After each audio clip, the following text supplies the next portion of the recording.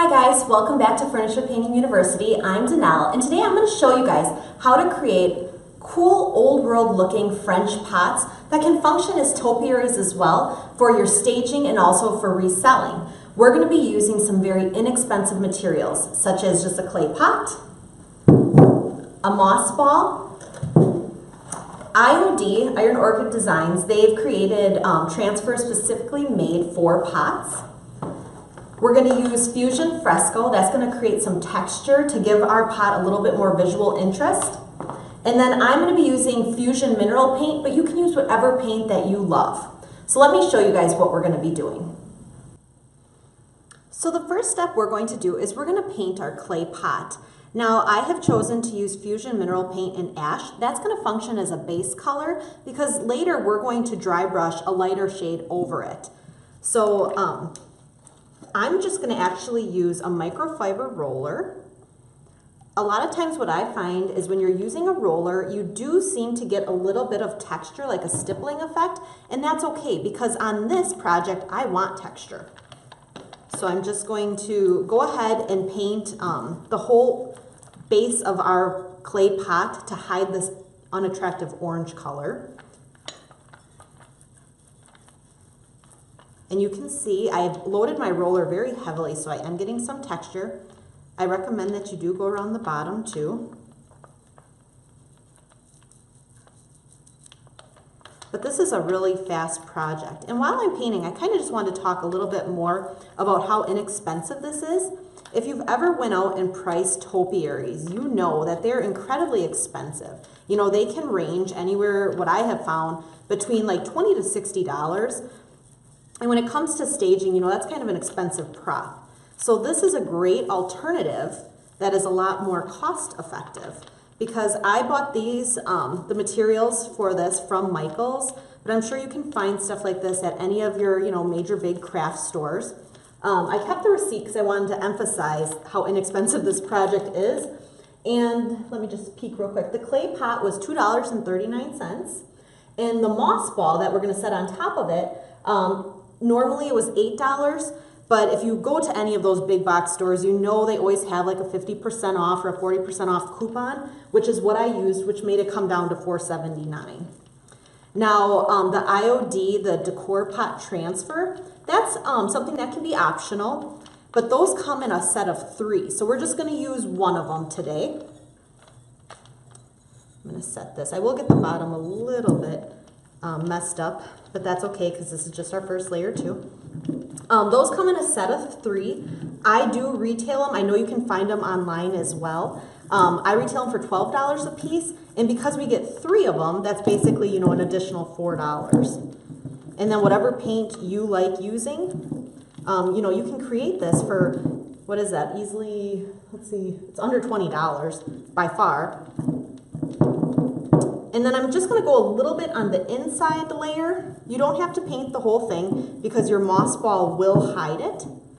You might choose to paint the whole thing if you're going for reselling purposes, but mine's going to be for staging. And you can see the Fusion Ash has excellent coverage. So just doing, you know, the one, let's see if you guys can see that. The one layer, this is perfect. So now what I'm going to do is I have good coverage, but now I'm going to add some fresco to my paint. And what this is going to do is it's going to create some texture. So I'm going to add a little bit more paint into a bowl. That's probably way too much actually.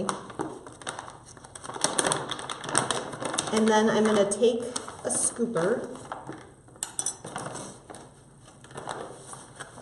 And you can measure this out so that you have perfect, you know, ratios, but I just want to get it a little bit of texture. So a lot of times I start with just like a 1 tablespoon, and I kind of play with it. And the more you work with this stuff, you're going to see what consistency you like. So because I don't want to waste a ton of paint, I'm just going to mix in, you know, a 1/4 of my tablespoon with what I poured in here, just to see how much. And depending on how much fresco you add, you get a different texture consistency. So I want mine to be, you know, more than sand, like a sandy, gritty texture. but I don't want it to be like super thick where I can't apply it easily. So I'm going to go a little bit more. And with this, if you ever make it too thick, it's easy, you just add more paint. And if it's obviously too thin, you just go ahead and add a little bit more fresco powder. But this is what's going to give our pot some texture so it doesn't just look like a normal clay pot. And then when we dry brush with our lighter color over it, it looks really neat. So I kind of like that. I'm going to play with it and see. Now to apply this, you can use any type of brush. A lot of times I like to use like a really cheap chip brush and then just throw it away because you don't want, any type of textured stuff going down your, your sink drain. So a lot of times I'll just use a disposable brush. But I'm using a workshop brush for today. So now we're just going to paint it on the texture. And my first layer of paint is still wet, and that's okay. In some areas I'm going to paint it on, some areas I'm just going to, kind of leave it a little bit thicker versus thinner. There's no right or wrong to this. We're just giving it some texture.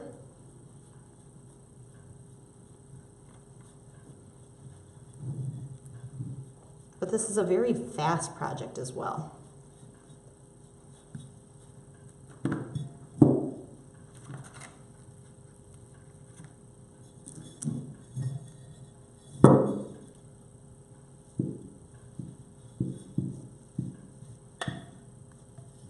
Okay, here's a little bit better of a view. One thing when working with the fresco is you want to kind of move a little bit faster because it does dry quite fast. So this wouldn't be something where, you would start and then step away and work on something else for a little bit. Otherwise, you're going to notice that your fresco can, become like a rock. Fresco is incredibly durable. It's so durable that you can also use it on outdoor projects. So if you wanted to, make some pots or decorative urns for like your front porch, this would be a great option that can withstand outdoor elements. Okay, so now you can see it has some really awesome texture. Hopefully you guys can see this. And then I'm going to go ahead, allow it to dry, and then we're going to let's just add a little bit more. Then we're going to come back and add our second layer of paint.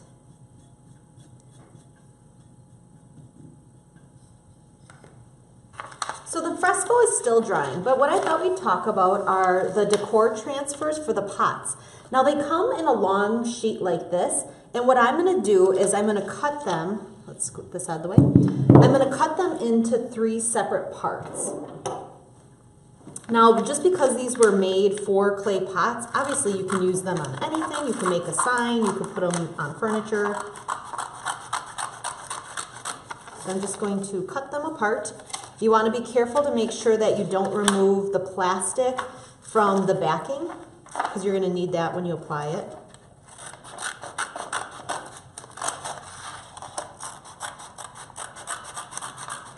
Okay. And then I'm going to have to go ahead and decide which one I want to apply. Now, they are different sizes, so you're going to pick one that works best for your size pot. So it is still a little bit wet, but let me just kind of play with it. Now, these have almost like a charcoaly gray look to them, so you want to apply them over a light colored paint, and that's why I chose to use the Champlain, because it's like a light, creamy, off-white color, because if I were to apply this directly over the ash, you're not going to even see it. It's just going to blend in. So you want to work over light colors when using the dark gray transfers. This one looks cool. I think all of these actually would fit nicely on this pot. And then another thing you can do too is you don't have to use the whole thing. I could cut off the words and just use like the bottom part, so I don't have to use the whole thing. You can get really creative with them. I think what I'm going to do is use this big one. But that's what I meant by having, basically 3 for the price of 1 transfer. So we're going to finish up. This is a little bit tacky. You could go ahead and use a blow dryer to speed up the dry time process when working with fresco, but I'm gonna just let it air dry a little bit longer. Okay, so now my pot is dry, the fresco's dry, and if you rub your fingers on it, it has like a nice gritty-like texture. One thing I wanted to correct myself on was when I was telling you guys about the decor transfers and that you wanted to keep them together. When we do apply it, we will be peeling them apart. But what I meant was when you're storing them, you want to keep the paper with it so that the area that has the transfer on doesn't collapse on itself, therefore ruining the transfer. So the ones that you choose not to use, I would recommend just rolling them back up like this, putting a rubber band around them, and storing them in your box. Okay, so now what we're gonna do, I'm using a natural bristle brush. You can use whatever brush you like of your choice. I just find that natural bristle brushes create a little bit more texture. And I'm gonna kind of dry brush this on towards the outside edges. And you know, I wanna basically see some of this texture through. So I'm just gonna kind of go a little bit, you know, heavier on some parts and then like fan it so it's a little bit lighter. And just kind of play with the coverage, because I don't want it solid, opaque coverage at all. So if you have like a blue little towel to like, you know, unload your brush off, that would be useful. I should have grabbed one. But basically like this, where I want to let some of that texture show through. And I always say start off light and it'll go through its ugly stage, and then you can apply more paint, because it's easier to apply more versus to take it off, because we're not going to be sanding at all.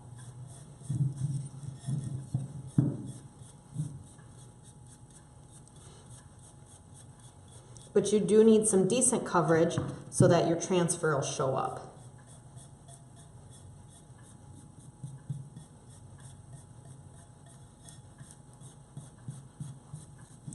And then this is going to be a personal preference, how much, you know, you cover. And I'm just letting it hit the table. You know, I don't want this to look, you know, like a perfect factory finish. I want it to look really rustic and old world. So I'm just going to keep, you know, spinning it around until I have the desired coverage that I like.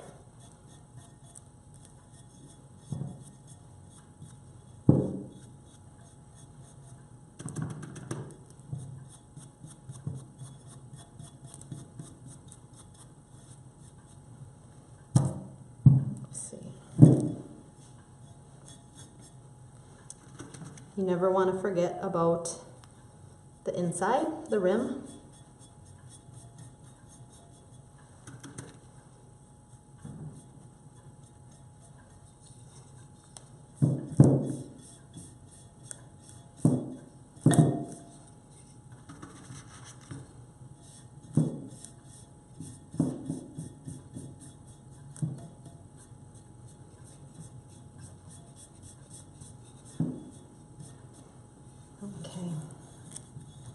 Let's kind of look. So any areas that I think are a little bit too dark, I'm just going to go ahead and brush on a little bit more. You know, my goal is I don't want it at all, what I call is like cow look, when it looks spotty. I'm not a fan of that, so I don't want any of the cow look going on. But I do want some of that gray popping through.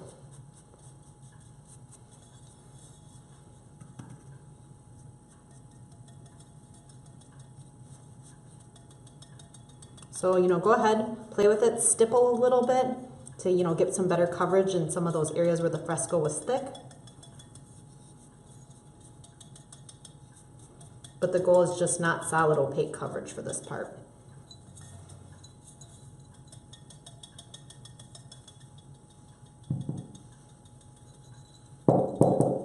Sorry if you're missing this. Let's put it where you guys can see it. Sorry. So I'm just stippling over a lot of the texture with the fresco. And I think that looks kind of cool. So I'm going to go ahead, allow this to dry, and then decide if I need to go ahead and put another layer of my white on or not once it dries.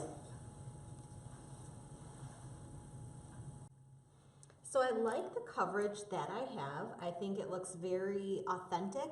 So I'm going to go ahead and just paint the bottom so that it's not, you know, the solid gray. And then I'm going to let this dry, and then we're ready to apply our transfer. So just kind of make that look old world as well. Okay.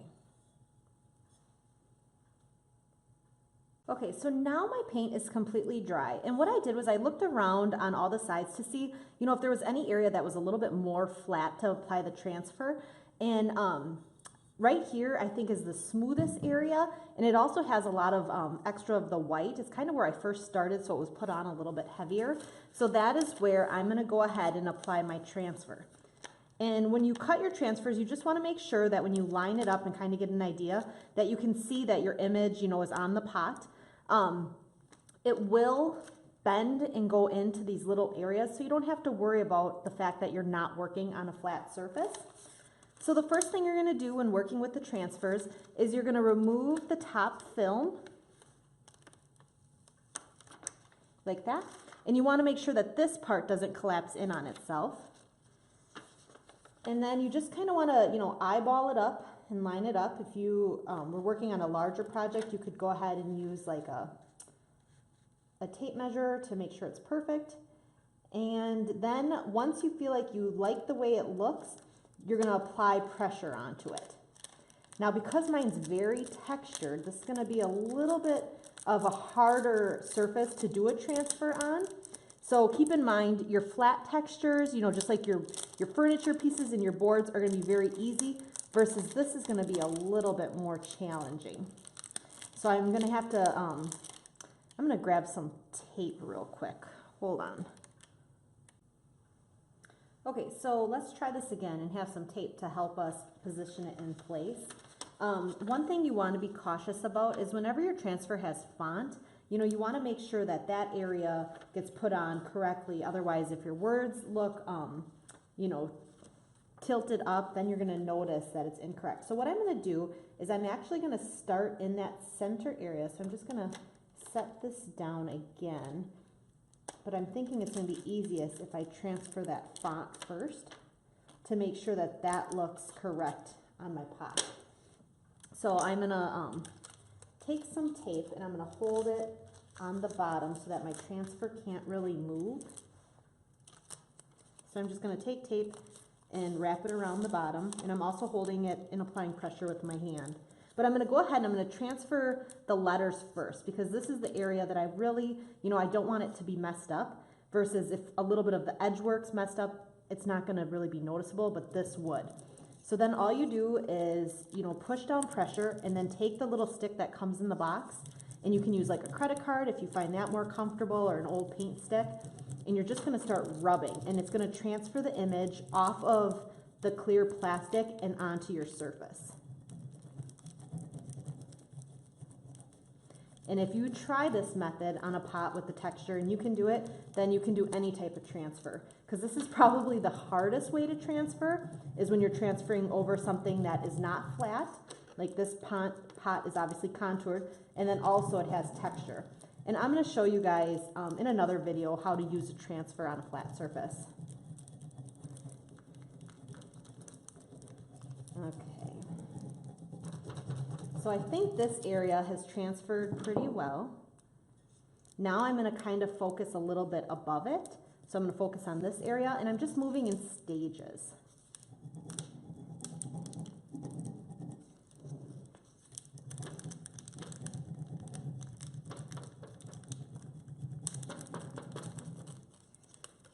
So I kind of have to roll with the pot.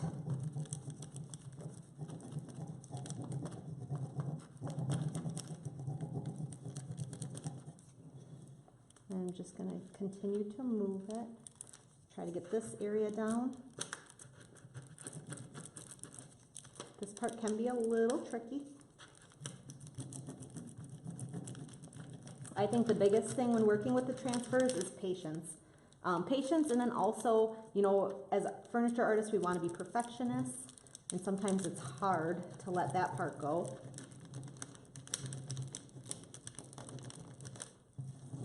but most of the transfers actually are meant to look distressed. So if you have like a little area that doesn't go down, you know, perfectly, it kind of looks cool. And I'll show you when we remove it, because I'm sure I'll probably have a little bit. So I'm just kind of working, turning the pot and working the transfer at the same time, because this wasn't a flat surface.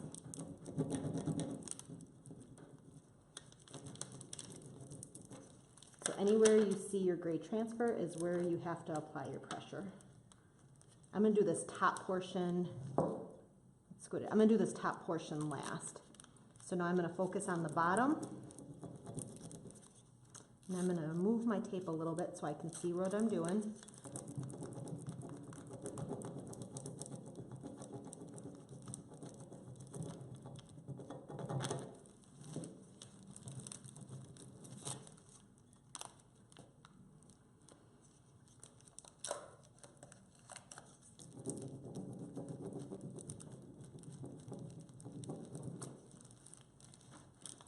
And I'm going, my hand's getting really sore, so I'm going to have to move it a little bit.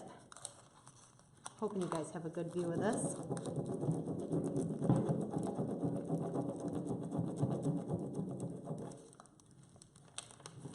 Kind of rotate it a little bit so I can see what I'm doing.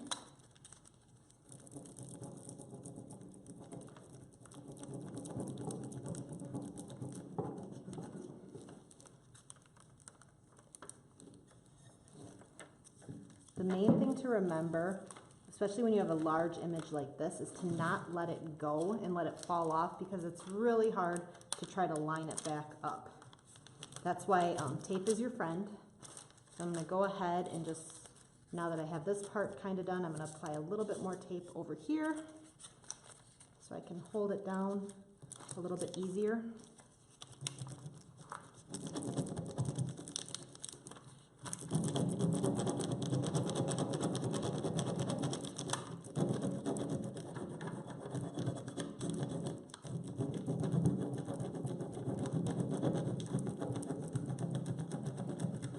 And one thing I want to show you guys, you can see right here, this part of the transfer has not happened yet. That's why it's still on. But all this part that's clear, that means that my transfer has completely, you know, went onto the pot. So that's kind of a great way to cheat, to know if it's working, is if you don't see the gray on your clear film anymore, then it has correctly transferred onto your surface.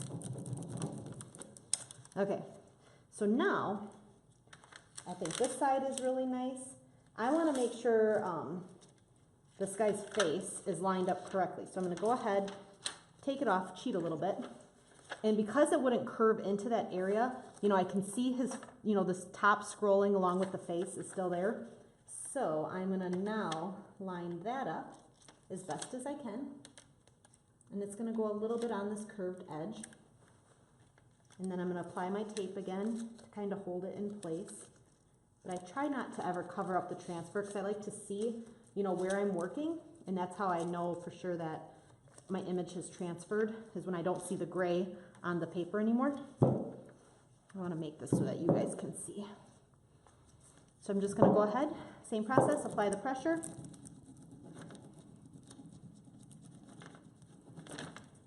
And then I'm going to have to follow the edge of my pot and push my transfer down too to follow it. And if I pull it up and it's still on there, I can also use my fingers. I've done a ton of transfers before, not so many on irregular surfaces like this. But it's really hard to mess these up.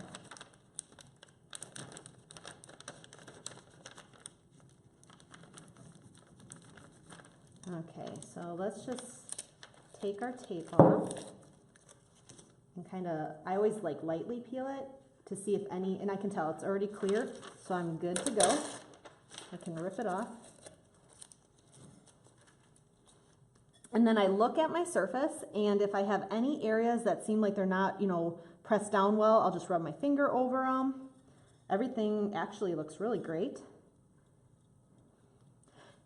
And I think that looks so cool. Now, if this was a piece of furniture, you could go ahead and put like a top coat, like a clear wax over it, just to give it a little bit added durability. For this project, I'm leaving it as is. And then we're gonna take our moss ball. Obviously, if you have a tag on it, like I do, let's scoot that out of the way. Go ahead and remove it.